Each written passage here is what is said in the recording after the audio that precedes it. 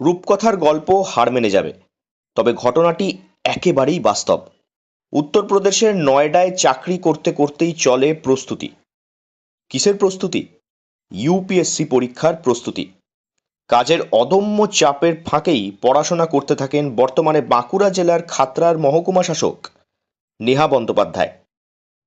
এভাবেই ইউপিএসসির মতো অন্যতম একটি কঠিন পরীক্ষায় প্রথম প্রচেষ্টাতেই সাফল্য পেয়ে যান তিনি। শুধু সাফল্যই নয়, সর্বভারতীয় 20তম স্থান অর্জন করে তাক লাগান রীতিমতো। বেসরকারি সংস্থায় চাকরি করতে করতে কিভাবে পড়াশোনা চালানো সম্ভব? প্রথম প্রচেষ্টাতেই এতটা কঠিন পরীক্ষায় অসম্ভব ভালো ফল হলো কিভাবে? প্রতিটা প্রশ্নের উত্তর তিনি নিজেই দিলেন। তবে বলাই বাহুল্য, বর্তমানে বাঁকুড়ার খাতড়ায় মহকুমা শাসকের দায়িত্বে থাকা নেহা বন্দ্যোপাধ্যায়ের বাড়ি যাদবপুরে। পড়াশোনার ভিত্তিপ্রস্তর স্থাপন হয় কার্মেল গার্লস এবং সাউথ পয়েন্ট হাই স্কুল থেকে।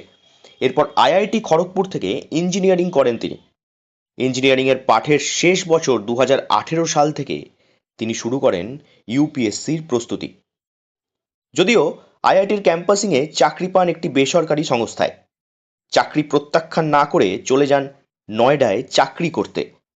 তবে চাকরিতে ঢোকার আগেই তিনি মনস্থির করেছিলেন ইউপিএসসি পরীক্ষায় বসার কথা। এমনটাই জানিয়েছেন মহকুমা শাসক নিজেই।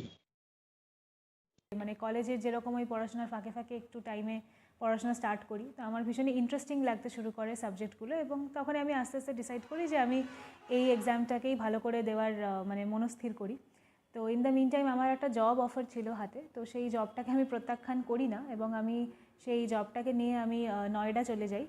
তো সেই নয়ডাতে গিয়ে আমি ওখানে মানে জবের সাথে সাথে একটা প্রাইভেট আইটি সেক্টরে কাজ করতে করতে আমি প্যারালালি প্রিপারেশন নিই পরীক্ষার, এবং দীর্ঘ 1.5 বছর এইভাবেই আমার চলে, মানে এক সাইডে জব এবং এক সাইডে পরীক্ষার প্রিপারেশন। ইউপিএসসি গোটা ভারতবর্ষ তথা পৃথিবীতে একটি অন্যতম কঠিন পরীক্ষা। সেই পরীক্ষার প্রস্তুতি কিভাবে নিলেন তিনি? এই প্রসঙ্গে মহকুমা শাসক নেহা বন্দ্যোপাধ্যায় জানান, প্রতিদিন সকালে পড়াশোনা করতেন তিনি। অফিস যাওয়ার আগে যেটুকু সময় পেতেন কাজে লাগাতেন পড়াশোনা করে। ছুটির দিনগুলিতে চলতো পুরো দমে প্রস্তুতি। সপ্তাহ জুড়ে পড়াশোনার বেশিরভাগটাই তিনি অফিস যেতে যেতে এবং অফিসে লাঞ্চ টাইম করতেন, সেই সময় পড়াশোনা করতেন। পড়াশোনার কাজে মোবাইলের ব্যবহার করেছেন তিনি। খবরের কাগজ পড়া থেকে বিভিন্ন বই পড়া, ক্লাস করা, এই সবই হতো মোবাইলের মাধ্যমে। সেই দিনগুলো মনে করতে গেলে আমার একটা রাফ শিডিউল এরকম ছিল যে এরকম সকালবেলা উঠে একটু পড়াশোনা, তারপরে আবার অফিসে গিয়ে লাঞ্চ ব্রেকের মাঝখানে, অফিসে কমিউটিংয়ের টাইমে, যাতায়াতের টাইমে কিছুটা মোবাইল থেকে নিউজ পেপার পড়া। তো এইভাবে ম্যানেজ করি এবং ফাইনালি আমাদের ইউপিএসসি যে 3টে ধাপে পরীক্ষাটা হয়, মানে প্রিলিমস, মেন্স এবং ইন্টারভিউ। তো প্রিলিমস আমাদের হয় প্রায় জুন 2019 মাসে, এবং তখন আমি আমার ফার্স্ট অ্যাটেম্প থাকে, এবং আস্তে আস্তে মেন্স হয় এবং ইন্টারভিউ হয়। ইন্টারভিউ হতে হতে ফেব্রুয়ারি 2020। তো তখনই আর কি আমাদের মানে আমার ফার্স্ট অ্যাটেম্পটে এটা ক্লিয়ার হয় এবং আমার অল ইন্ডিয়া র্যাঙ্ক ছিল 20।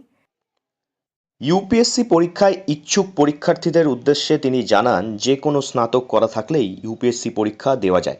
সঠিক পরিশ্রম এবং নিয়ম মেনে প্রস্তুতি চালাতে হবে। এছাড়াও প্রস্তুতিটা উপভোগ করার পাশাপাশি কী ফল হবে সেই চিন্তা মাথায় না আনলেই প্রস্তুতির মাত্রা বাড়বে বলেই জানিয়েছেন মহকুমা শাসক নিজে।